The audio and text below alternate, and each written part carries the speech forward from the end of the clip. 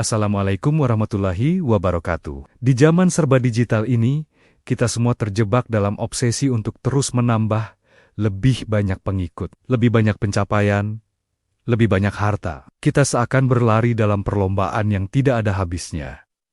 Selalu menginginkan lagi dan lagi. Penyakit modern ini ternyata sudah didiagnosis secara akurat lebih dari 14 abad lalu dalam sebuah surah pendek bernama At-Takatsur. Surah ini menawarkan diagnosis yang mengejutkan tentang obsesi manusia terhadap persaingan duniawi. Sebuah kebenaran yang bisa mengubah cara kita memandang sukses, kaya, dan bahkan waktu.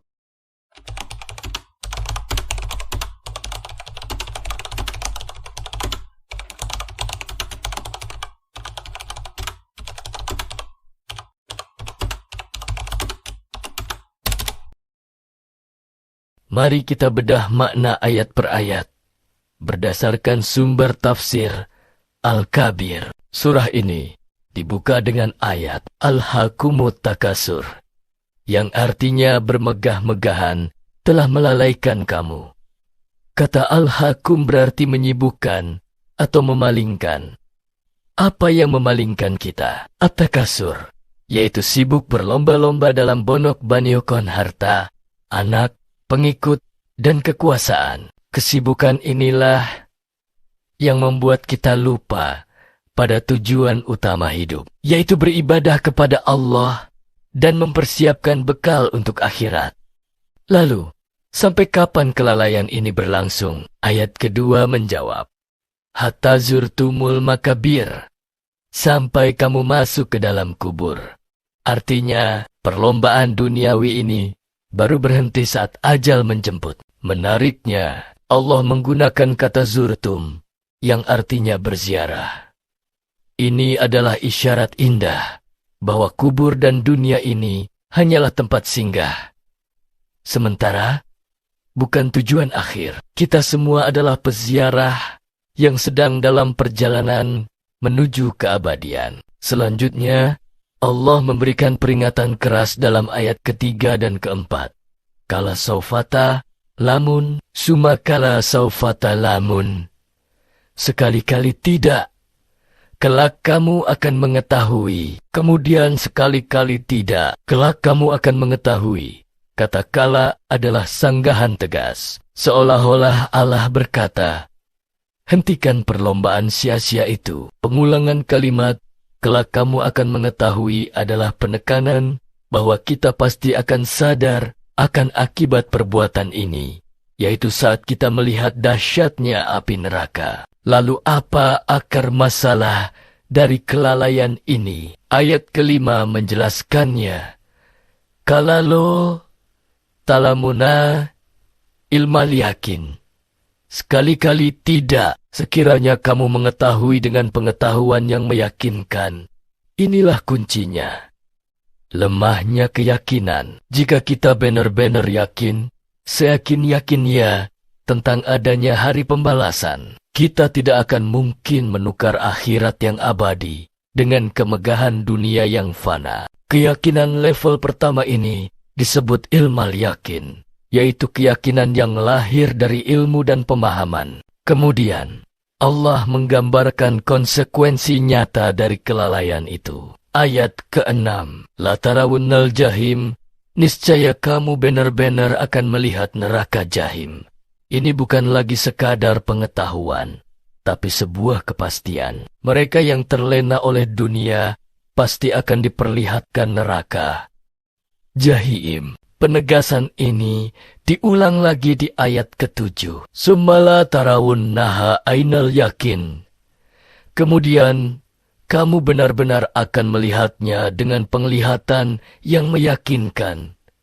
Jika sebelumnya keyakinan didasari ilmu, sekarang keyakinan itu naik level menjadi aina al-yak. Yaitu keyakinan berdasarkan penglihatan langsung dengan mata kepala sendiri. Saat itu, tak ada lagi keraguan. Dan sebagai penutup, surah ini diakhiri dengan sebuah pengingat universal yang berlaku untuk kita semua. Ayat ke-8. Summalatus alun nayau. Maizin anin naim. Kemudian, kamu benar-benar akan ditanya pada hari itu tentang kenikmatan. Setiap nikmat yang kita rasakan di dunia ini, sekecil apapun, akan dimintai pertanggungjawabannya. Apa itu?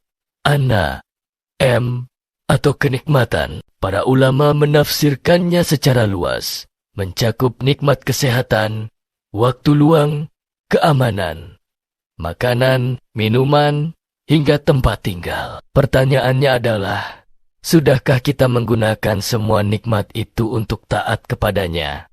Atau justru untuk semakin lalai?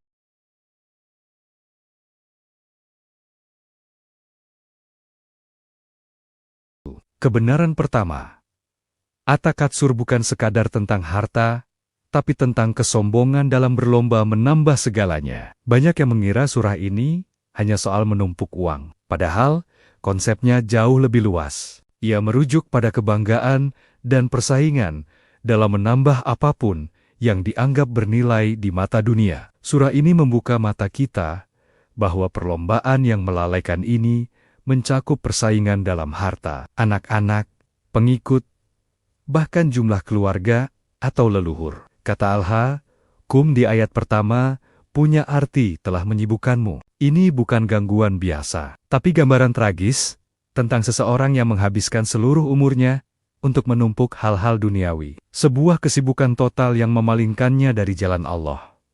Kebenaran kedua, kematian bukanlah akhir, melainkan sekadar kunjungan ke kuburan. Surah ini berlanjut dengan frasa hatta zurtumul makabir, sampai kamu mengunjungi kuburan. Makna paling jelasnya adalah metafora untuk kematian, tapi ada lapisan makna yang lebih dalam. Ayat ini juga merujuk pada praktik sebagian orang zaman dulu, yang benar-benar pergi ke kuburan untuk menghitung jumlah leluhur mereka, hanya untuk menyombongkan diri bahwa klan mereka lebih unggul. Obsesinya begitu mendalam, sampai terbawa ke dunia orang mati. Ini menegaskan tema utama surah ini. Kelalaian akan terus berlanjut sampai ajal tiba-tiba datang. Godaan menumpuk harta dan cinta yang berlebihan pada dunia adalah penyebab utama manusia lalai hingga kematiannya. Kebenaran ketiga, ada dua tingkat keyakinan, dan kita akan mengalami yang paling nyata setelah mendiagnosis masalahnya. Surah ini memberikan ancaman yang berulang dan menakutkan. Kala saufa ta'lamun. Makalah saufa ta'lamun. Jangan begitu, kelak kamu akan tahu. Kemudian jangan begitu, kelak kamu akan tahu. Pengulangan ini bukan tanpa arti. Ia merujuk pada dua momen kepastian yang mengerikan. Pertama saat kematian, dan kedua saat hari kebangkitan. Untuk menghindari penyesalan ini, Allah memperkenalkan dua tingkat keyakinan. Pertama, ilmu yakin, atau pengetahuan yakin, yang kita dapat dari wahyu dan akal. Surah ini seolah berkata, kalau saja kalian punya keyakinan ini tentang akhirat, kalian tidak akan pernah terlena oleh dunia. Yang kedua adalah ainul yakin, atau penglihatan yakin. Keyakinan yang dicapai dengan melihat langsung. Implikasinya sangat kuat. Surah ini berjanji bahwa mereka yang lalai akan melihat neraka jahim dengan mata kepala mereka sendiri. Ini bukan lagi soal percaya, tapi sebuah kepastian visual yang tak terbantahkan. Kebenaran keempat, setiap kenikmatan akan dipertanggungjawabkan, termasuk waktu luang Anda. Ayat penutup surah ini adalah salah satu pengingat paling tajam dalam Al-Quran.